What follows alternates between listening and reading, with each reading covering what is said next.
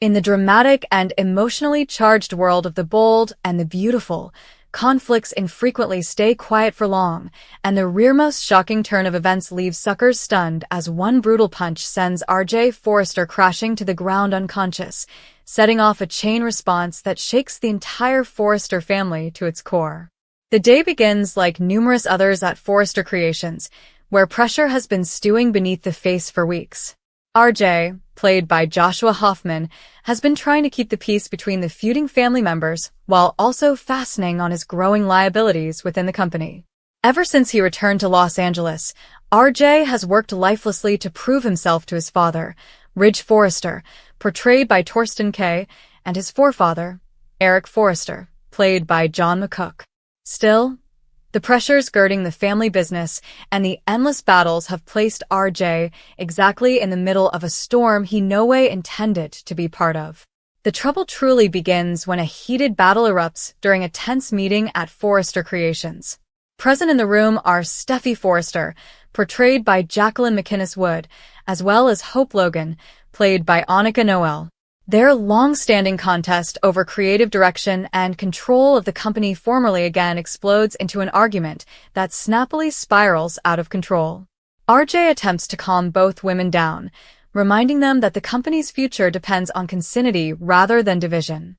But feelings are running far too high for anyone to hear. At the same time, another figure storms into the office. Thomas Forrester, portrayed by Matthew Atkinson, whose complicated history and unpredictable temper have frequently made him a wild card in family conflicts. Thomas has been under immense pressure recently, floundering with allegations, misconstructions, and his own desire to cover his family Steffi while defending his place within the company. When he overhears R.J. questioning some of the opinions that have led to the current chaos, Thomas takes the review tête-à-tête. The atmosphere becomes electric as voices rise and allegations fly. R.J. insists he isn't attacking anyone, he simply wants the family to stop tearing itself piecemeal. But Thomas, formerly pushed to the edge, interprets R.J.'s words as discourteousness. In a moment of unbridled wrathfulness, Thomas steps forward, his face flushed with fury. Ridge tries to intermediate, but it's too late. With one sudden, explosive movement, Thomas throws a punch. The room gasps as the blow lands exactly on R.J.'s jaw. The impact is brutal and unanticipated. R.J.'s eyes widen for a split second before his body collapses backward, striking the bottom with a sickening thud.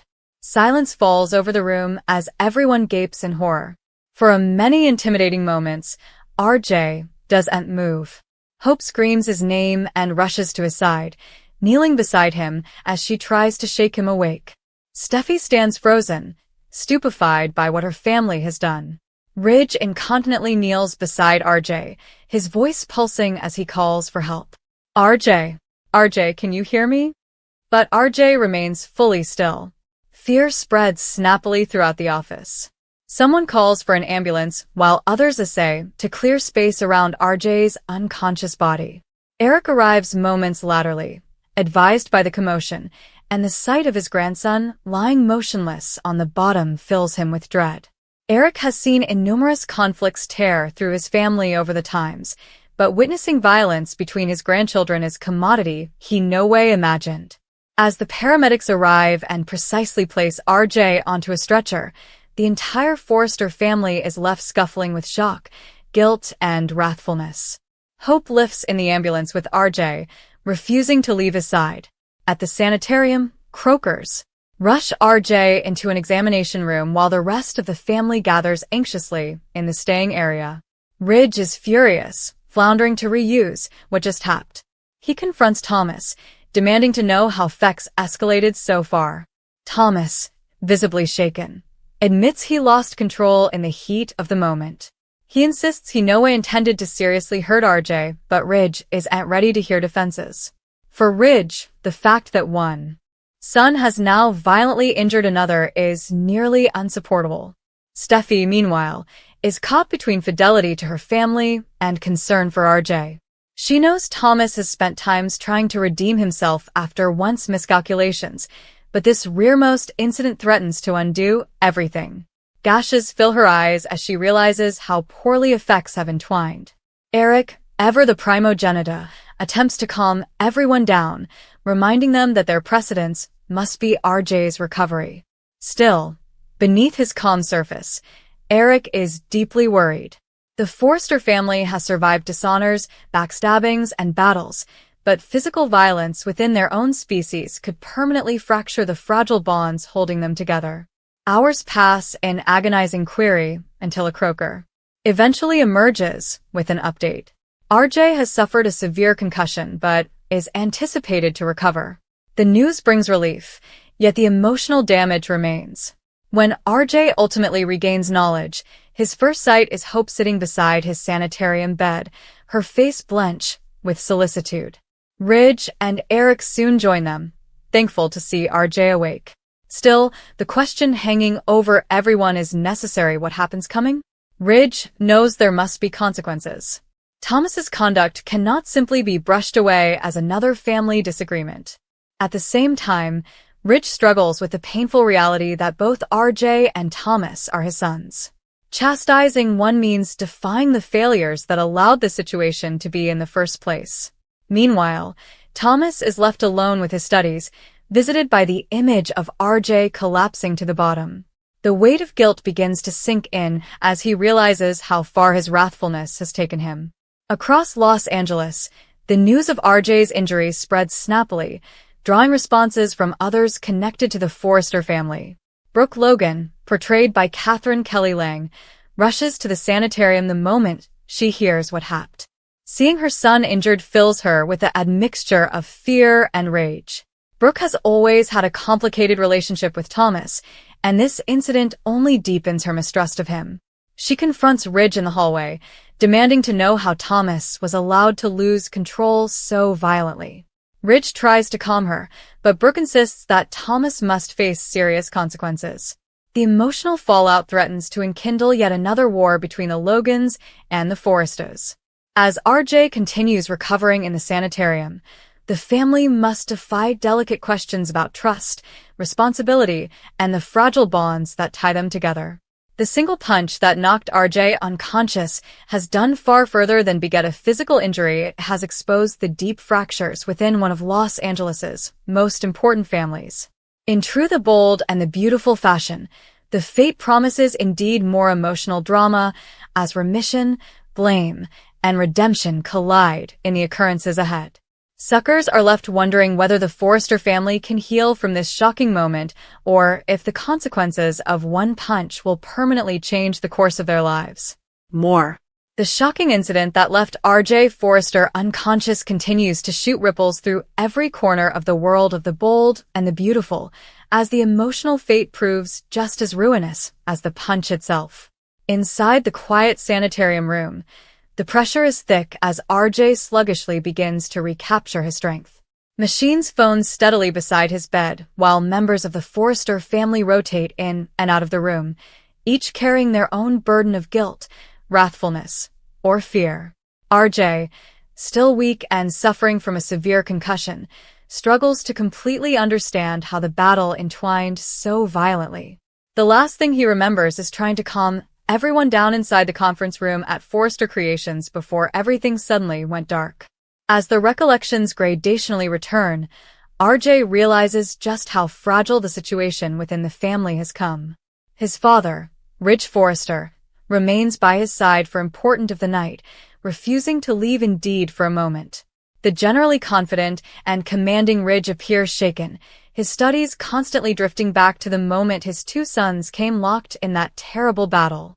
Ridge has always believed that family fidelity should stand above everything differently, yet witnessing one son violently strike another has forced him to defy a painful verity about how deeply the pressures inside the Forrester family have grown.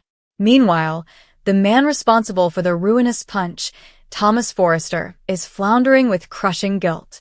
Played by Matthew Atkinson, Thomas has spent times trying to rebuild his character after once miscalculations, but the sight of RJ collapsing to the bottom keeps replaying in his mind like an agony he cannot escape.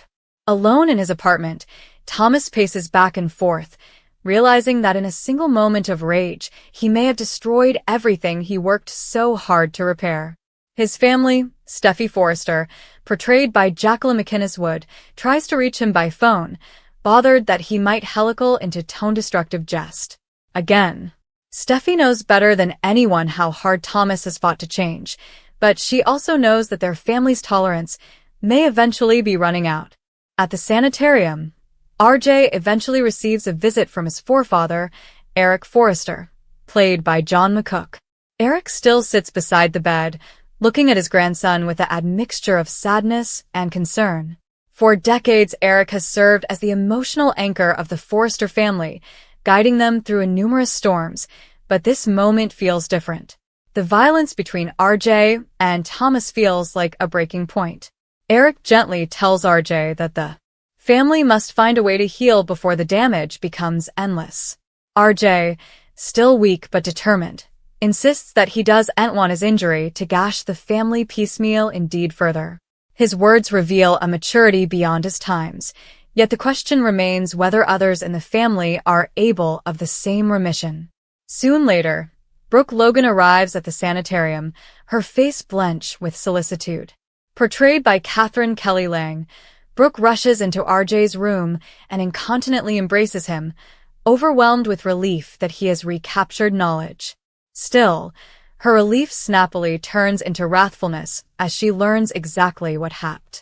Brooke has always viewed Thomas as a dangerous influence within the family, and this incident only strengthens her belief that he cannot be trusted. She confronts Ridge in the sanitarium corridor, demanding to know how Thomas could conceivably be allowed anywhere near the company or the family after such an act of violence. Ridge tries to defend his son, explaining that Thomas lost control in a moment of violent pressure, but Brooke refuses to accept that explanation. For her, the safety of RJ must come first, and she insists that Thomas should face serious consequences.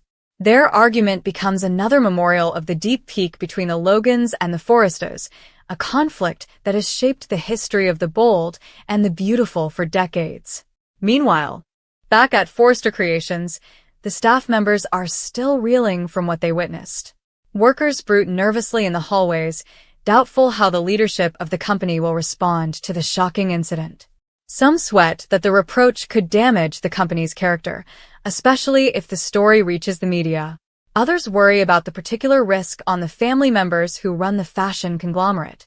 Steffi steps into a leadership part during this chaotic moment, determined to maintain stability within the company while the rest of the family deals with the extremity. Still, indeed, Steffi cannot completely ignore the emotional weight of what happened. The study that her own family could beget similar detriment to RJ fills her with clashing passions of fidelity and disappointment. Late that evening, Thomas eventually gathers the courage to visit the sanitarium. He walks sluggishly down the corridor, each step feeling heavier than the last. When he reaches RJ's room, he hesitates outside the door, doubtful whether he indeed deserves to face the family he hurt. Outside, RJ notices Thomas standing in the doorway. The room falls silent as their eyes meet. Ridge watches the moment precisely, doubtful how RJ will reply. Thomas begins to speak, his voice filled with remorse. He apologizes for losing control and admits that he'll no way forgive himself if RJ suffers endless damage because of his conduct. The sincerity in Thomas's voice is inarguable, but the emotional injuries are still fresh. RJ listens still before responding. He tells Thomas that what happened cannot be ignored, but he also acknowledges that the entire family shares responsibility for allowing pressures to escalate so far. His words surprise everyone in the room. Rather of demanding discipline, RJ expresses a desire for the family to eventually defy the wrathfulness and resentment that have been erecting for times. Ridge looks at both of his sons with an admixture of pride and sadness, realizing that this painful moment may force the entire family to change. Yet outside the sanitarium walls, the consequences of the fight continue to grow.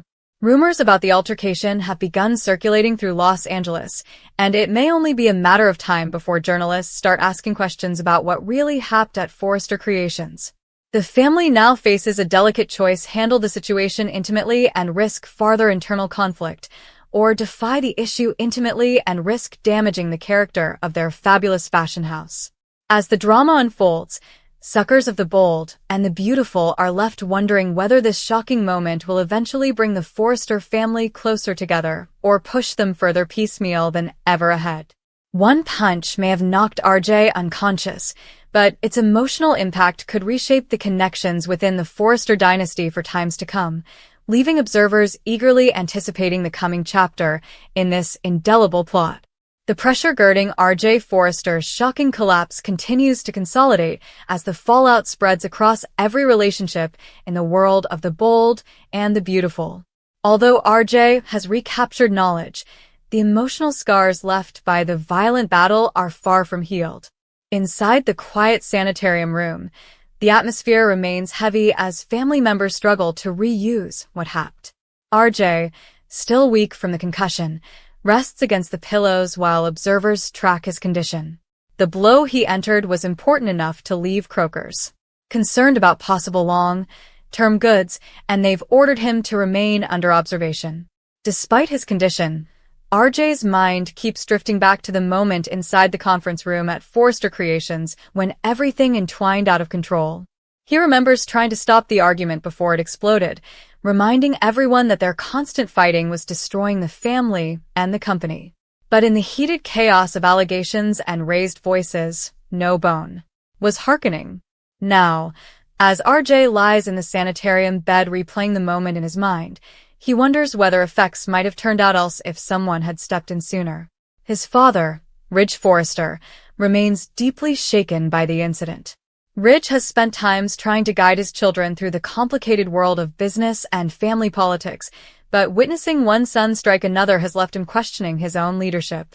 The important developer, portrayed by Torsten K., sits still beside RJ's bed, his typically confident address replaced with visible solicitude.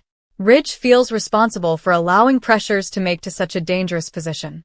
For weeks he ignored the growing hostility between family members, believing that the dissensions were simply part of the passionate culture that as always was within the Forrester dynasty. Now he realizes those conflicts were far more serious than he allowed himself to believe. Meanwhile, the man responsible for the ruinous punch, Thomas Forrester, is passing a particular extremity unlike anything he has faced before. For Thomas, portrayed by Matthew Atkinson, the incident threatens to destroy the fragile progress he has made over the once several times. After numerous miscalculations and controversial opinions, Thomas has worked lifelessly to rebuild trust within the family. He concentrated on his work as a developer and tried to prove that he'd changed. Yet in one explosive moment of wrathfulness, all that progress now seems at threat of collapsing. The memory of RJ's body hitting the bottom echoes in his mind constantly. Thomas cannot escape the horrifying image of his family lying motionless, while everyone around him shocked. The guilt weighs on him heavily, and he begins to question whether he truly deserves remission.